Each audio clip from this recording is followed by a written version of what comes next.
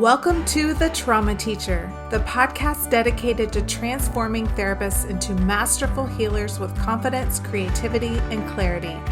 I'm Janice Holland, and I'm here to guide you through the journey of becoming the therapist you've always envisioned, helping you step into your full potential and make a profound impact on your clients' lives. Each week, we'll explore powerful strategies, share inspiring stories, and dive deep into the tools and mindsets you need to elevate your practice and create lasting change for both you and your clients. Whether you're a seasoned professional or just starting out, The Trauma Teacher is your go-to resource for overcoming challenges, embracing your unique healing artistry, and thriving in your career without sacrificing your well-being. So if you're ready to become the confident, creative healer you were meant to be, you're in the right place. Let's get started. Hello and welcome back. I'm super excited to be here with another episode. It is actually Thanksgiving Day for me, and I spent the whole day alone. I don't think this has ever happened. It's just kind of something... I guess I'm just in that phase of life, and I think a part of me has been like, am I okay with this? Am I like, I kind of maybe want to not be okay, but I'm okay. I'm actually doing really well. It's been a good day. It's been a day of just kind of reflection and thinking about the year and what I've accomplished and what I haven't accomplished, and letting some things go and kind of grieving and processing some of the places in life where I'm not quite where I thought I would be this time of year, but also just really focusing on gratitude and thankful for the things that I did accomplish and for the visions and dreams that I do still have, and just connecting with some of my the people that I'm working with, some of the therapists I'm working with, and school counselors I'm working with, just telling them that I'm so thankful that I'm connected to them and that I get to lead and teach them in different ways. And I'm thankful for you as well, if you're listening, that you are taking the time to tune in and gain some insight for yourself and for the clients that you're serving. It's just such a powerful position to be in as a teacher and a healer and a leader in the mental health space, in the spiritual healing space, however you want to quantify the work that you're doing, qualify, however you want to say it. I was listening to an audiobook today by Byron Katie, and it was just a really powerful reminder that any great teacher is also a student. And there's this cyclical relationship between teacher-student, student-teacher. It was just a good reminder for me. It's something I've always kind of thought, but I just heard her quantify it in a way in a book I was reading that I just really connected with. And it was just a good humbling reminder for me to stay ever present with the process of growing and learning and understanding more and being a student to the expansion of who we are as humans, of what we're capable of our own journey and our own process. So I will stop going into all of that and start going into what I'm here to talk about today.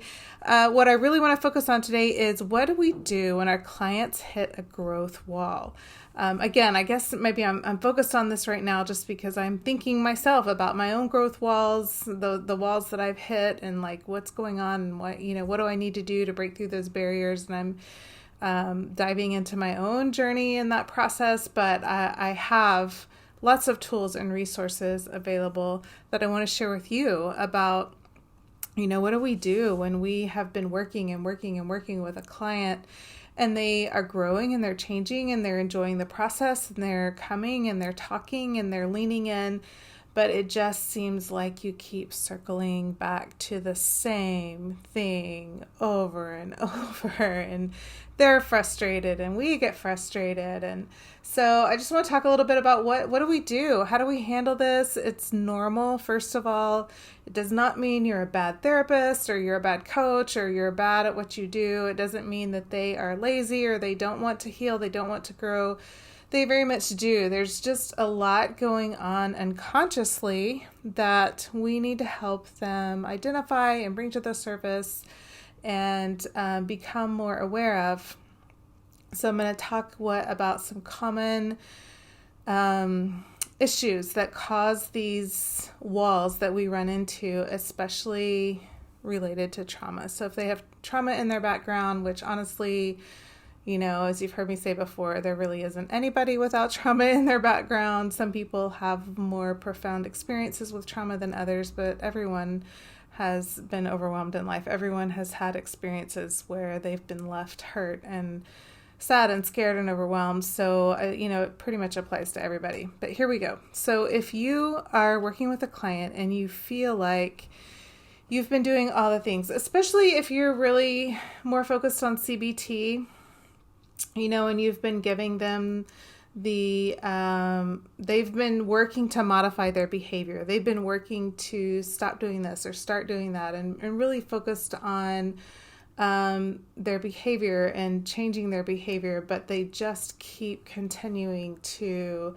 overeat, or they keep continuing to connect with toxic partners, or they keep continuing to, overwork, or, these are the kind of walls I'm talking about, where you work with them and they come to session and they love session, and they are working to change who they are, but there's just this invisible chain that has them tied to these behaviors that no matter how hard they work, no matter how many strategies and tools they implement and put in place, or how much they journal about it, or how much they have accountability or are coming to therapy with you, they just keep circling back to the same pain points and same issues. And what that is about is an underlying paradigm that we create. It starts early in life.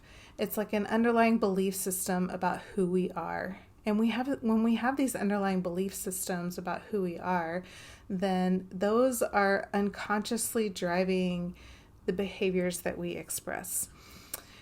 So one of the pillars in the trauma model, one of the main pillars in the trauma model, the certification that I have in trauma and that I provide for other therapists, is called the locus of control. So when we're kids, we have, we don't have any control over what's happening in our life. And so we tend to, we're just at the mercy of the family that we're growing up in. We don't get to choose what we eat.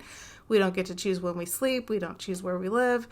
Many times we don't choose what we wear. We just don't have many choices in life. And we're just moving along at the mercy of the people who love us and who are taking care of us. What happens when we have trauma, when we have parents who are distracted and unable to really focus on our needs, our emotional needs, our physical needs, when we have, so that would be more like some forms of neglect, or when we're being abused in some way, or it's more aggressive in nature, then it's confusing as a kid, because, we're just living our life trying to do our thing, and bad things are happening. But it brings out grief. It brings out helplessness. It's like we can't control what's happening around us. And it's really overwhelming and confusing. And there's a lot of pain and suffering that comes with that. And it's like this endless suffering that we can't do anything about, this helplessness. So we don't have a choice over time except to decide that we deserve it, that it's our fault, because then it makes sense. So if my parent isn't able to connect with me, isn't able to love on me, isn't able to comfort me, or provide the things that I need, either emotionally or physically, and that there's suffering in that, there's pain in that for me, to maintain the belief that I want and deserve those things and can't have them for no reason, it just is intolerable. So we flip it and we're like, well, I deserve it, so now it makes sense. Oh, my parents are getting divorced because I didn't clean my room. Oh, like my mom screaming and yell at me because I'm not making perfect grades in school. So we make these correlations that are not necessarily true, but they make sense to us.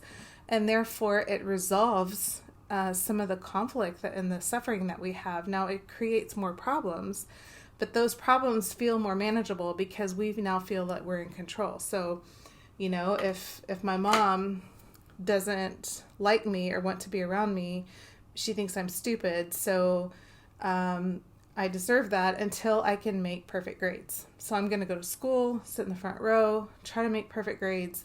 And if I fail in that endeavor, in that attempt, then I'm going to feel like a horrible bad person. So this is the kid in the front of the classroom who is working so hard, who's erasing everything that they write over and over and over, putting holes in their paper because it has to be perfect, because there's this like internal belief system that I have to be perfect to be lovable, to be acceptable, and we just accept this as true.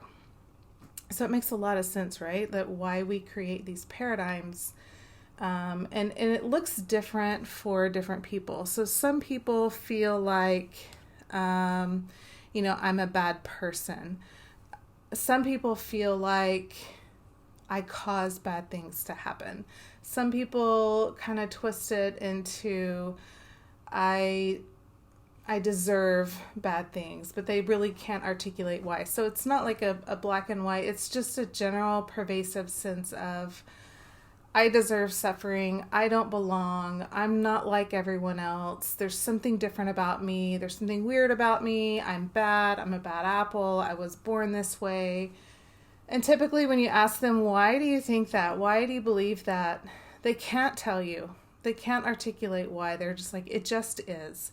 And they get very agitated and upset if you challenge that, because it's a paradigm, it's a belief system. And underneath that belief system is an intense amount of helplessness and grief, which is like intolerable feelings for humans. So of course they're going to get very defensive. It's all unconscious, and they're going to get super defensive about that being challenged, because it's like it's sealed from a very young age that this is just the way it is.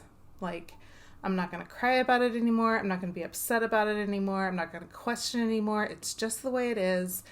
And I just have accepted that that's true. So when that is an underlying driver, an underlying belief system, so somebody with a lot of complex trauma in their history is going to have a much stronger sense of being wrong, bad, different, other, not belonging, something, having this really pervasive sense. It's a spectrum. So there are some people who are like, I kind of have that feeling in certain areas of my life, but not in others. And where other people, it's just who they firmly believe that they are in all areas of life, right? And so we react to that in different ways. We react to that by overcompensating or undercompensating, or saying, why try? Why even bother? Because it's nothing's going to be effective and work, so we could go either way, or we could flip-flop between the two. Either I'm overworking and super perfectionistic about my approach to XYZ, or I'm just like, whatever, screw it, I don't care. I'm not going to try, head in the sand, So that could be somebody who's like super, super strict diet, exercise routine. And then when they mess up, when they have one piece of candy or one dessert, then they're like, screw it, I'm a screw up, whatever, it's not going to work for me. And then they binge on something and stop going to the gym. It's like things like that where we can flip back and forth between the two. All right. So like I'm saying, where this comes from is this paradigm. It's this underlying pervasive sense of I'm bad and I'm wrong. So you can see why, if you are in session working on, okay, well, let's set up a plan. Let's create a journal entry every day with your positive affirmations. Like, I'm a good person. I am a healthy eater.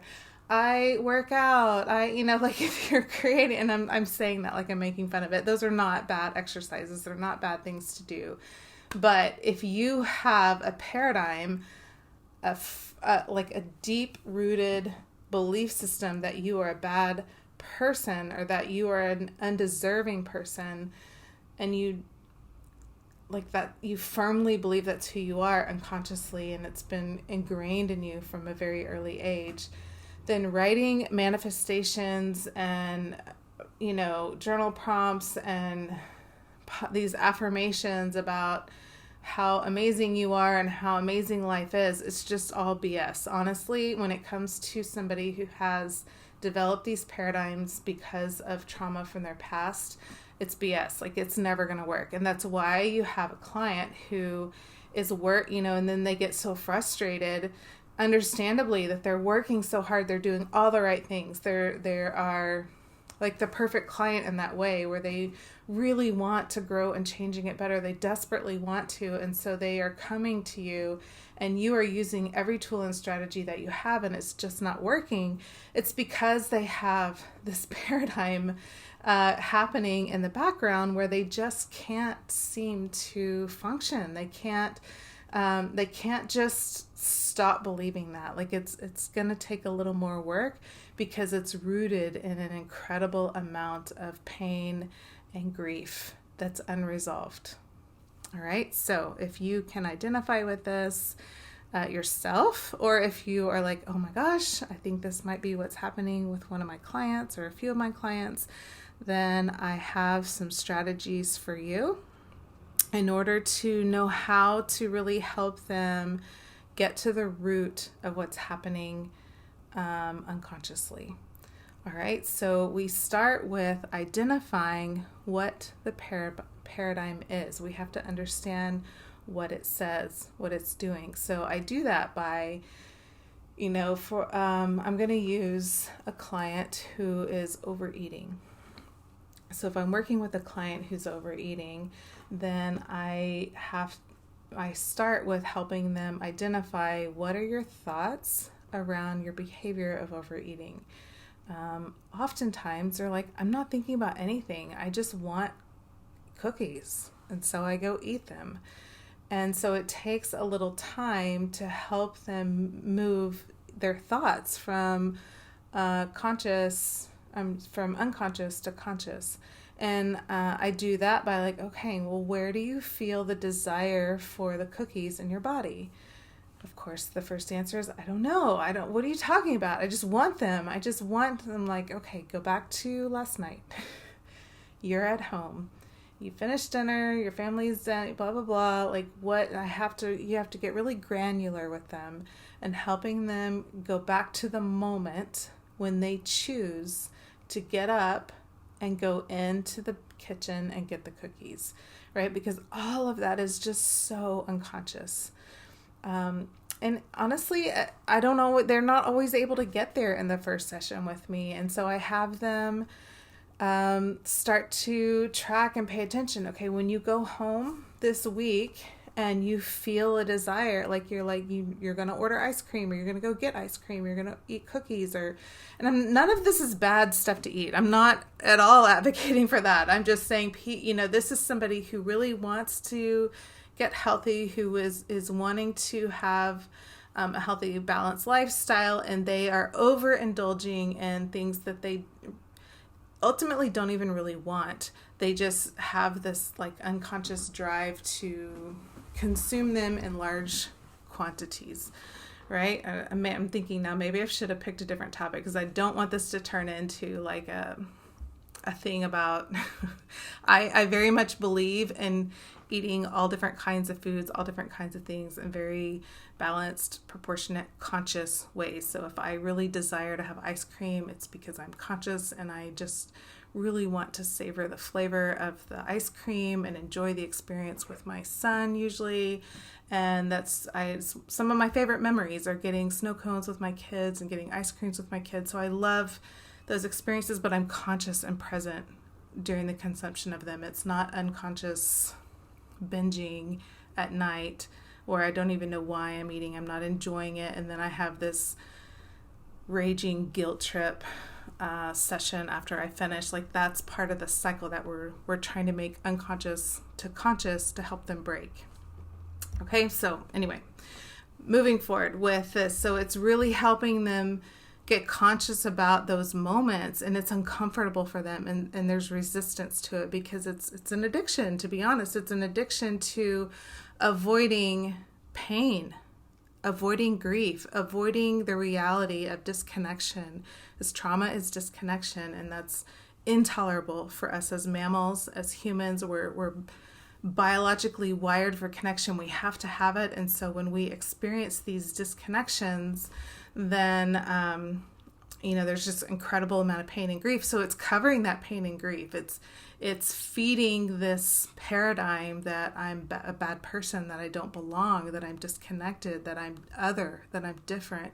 And so I have to feed that with something to try and soothe it. So some people feed it to soothe it with sweet food. Some people feed it to soothe it with overworking.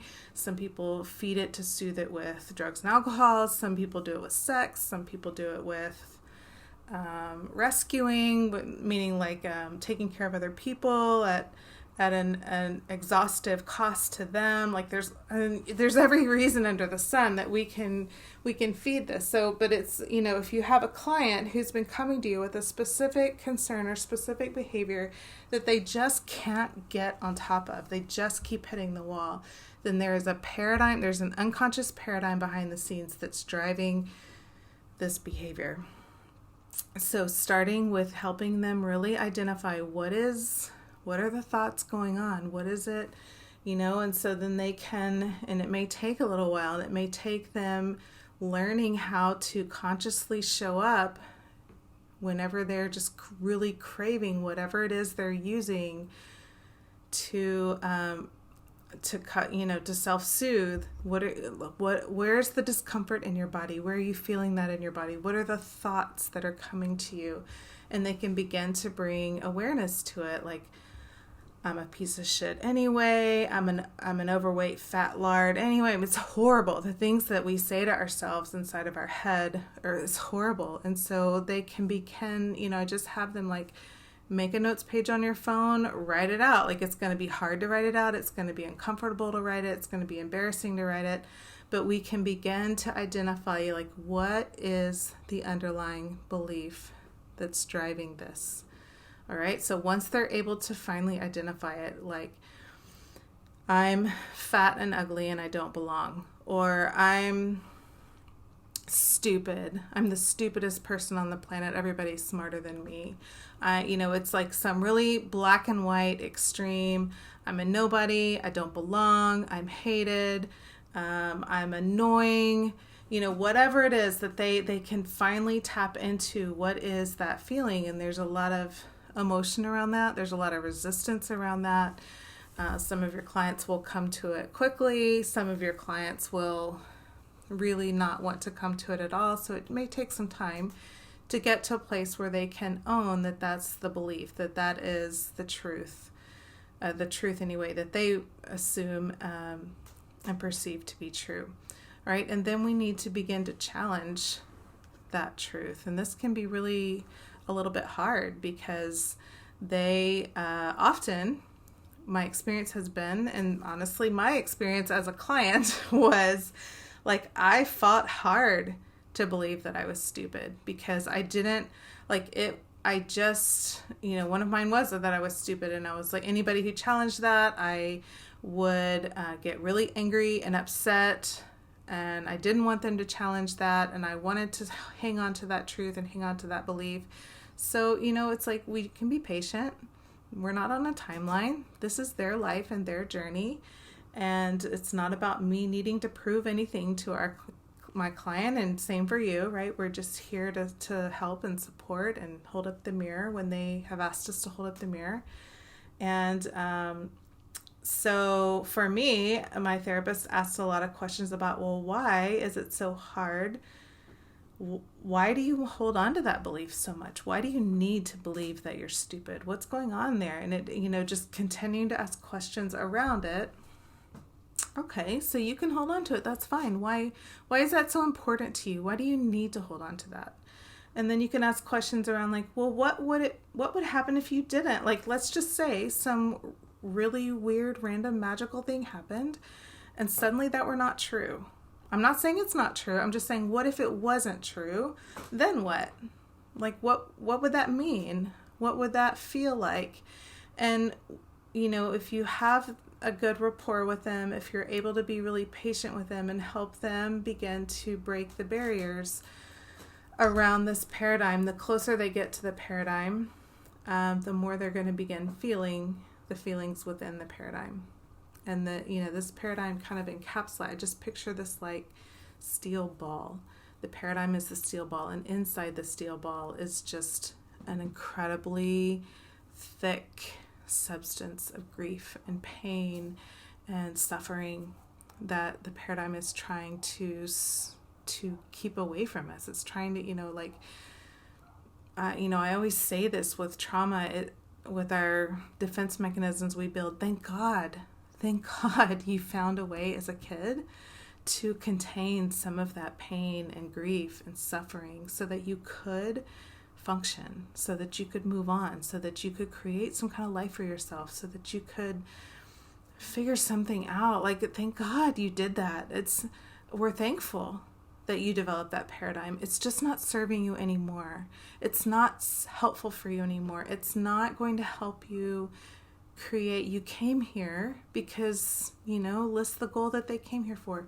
You came here because you want to open your own business and you want to lead this entrepreneurial life. But if you believe you're stupid, you can't do that.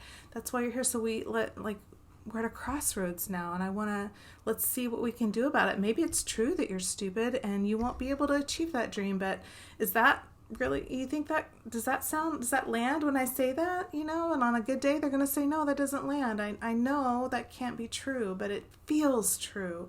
Of course it does, because there's this incredible amount of pain and suffering inside that we need to process. And then you're going to give them the tools to process the pain and suffering. So if you specialize in EMDR, if you specialize in EFT, if you specialize in yoga therapy, if you specialize in, whatever modality you specialize in, fantastic. Use that modality to help them process that incredible amount of pain and suffering and grief that they're experiencing inside.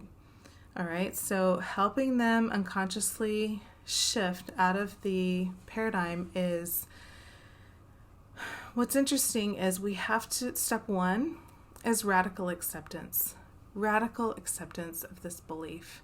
I believe I'm stupid. I believed I was stupid. I had to bring that into myself. I had to own it. I had to accept, yep, this is true. Absolutely. I believe it. I had moments in time where I had to really own that that's what I believed about myself. And if it's somebody struggling with something else, what do you believe about you? Own it. Look at it. Hold it. Don't be afraid of it anymore. Don't try to fight it anymore. Bring it to you. Let's accept it.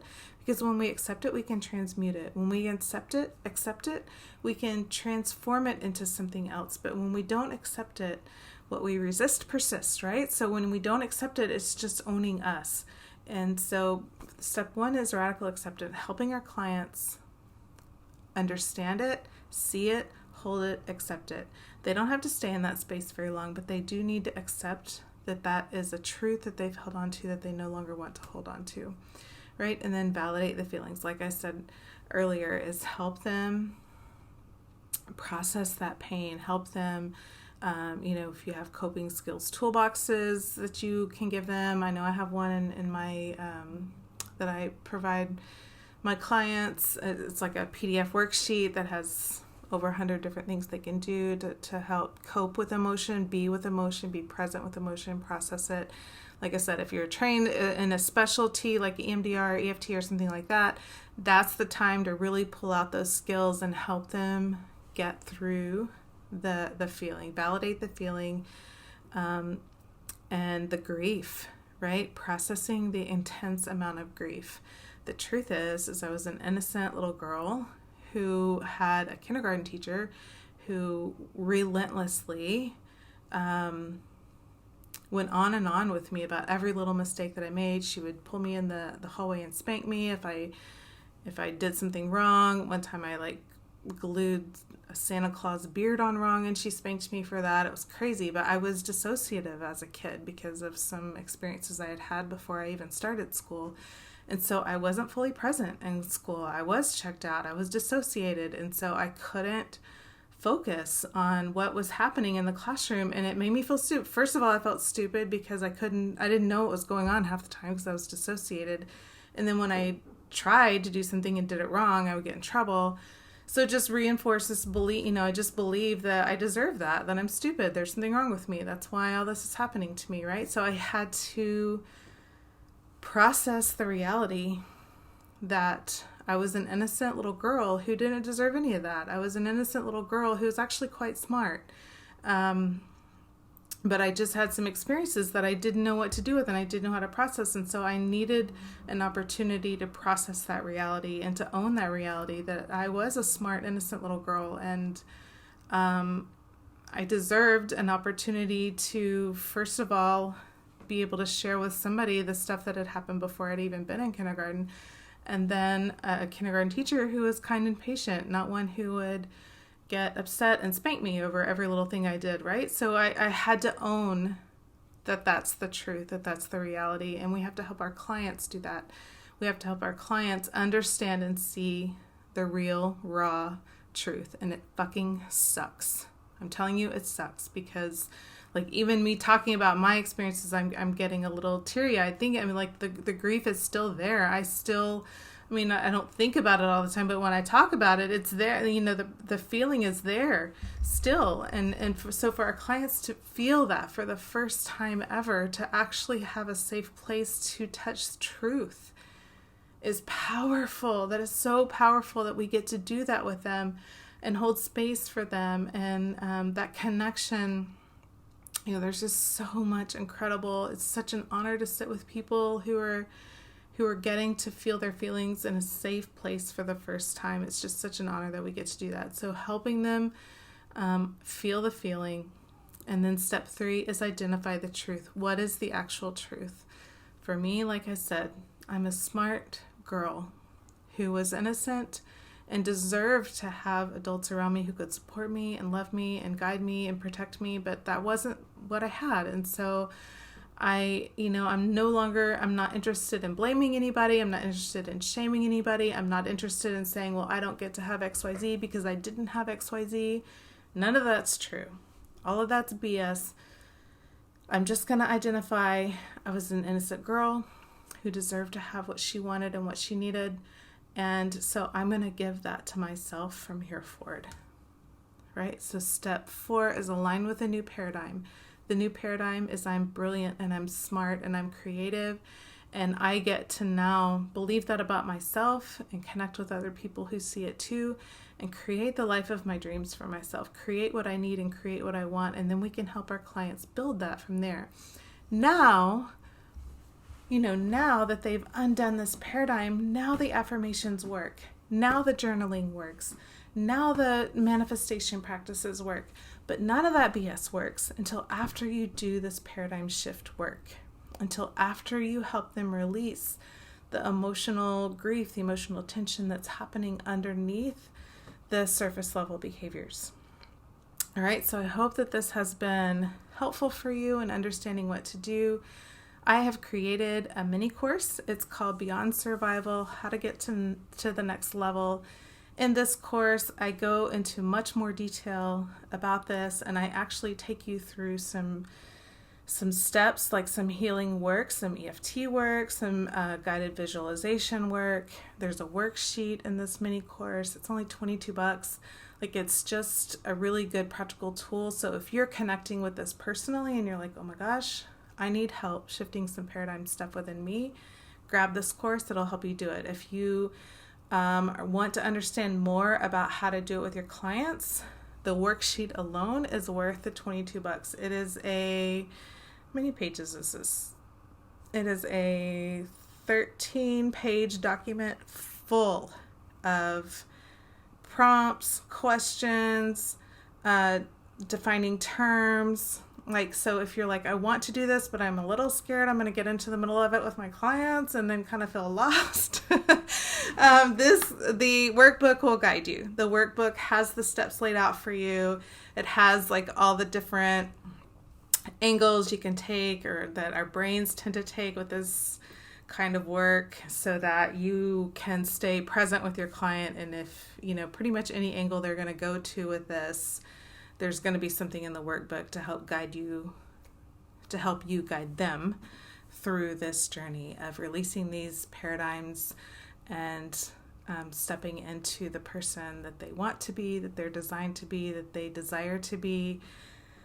Our desires and our dreams are there for a reason, because that's the fullest expression of you. And so it's just such an honor, right, to get to sit with people and help them evolve into the highest expression of who they are, who they're created to be.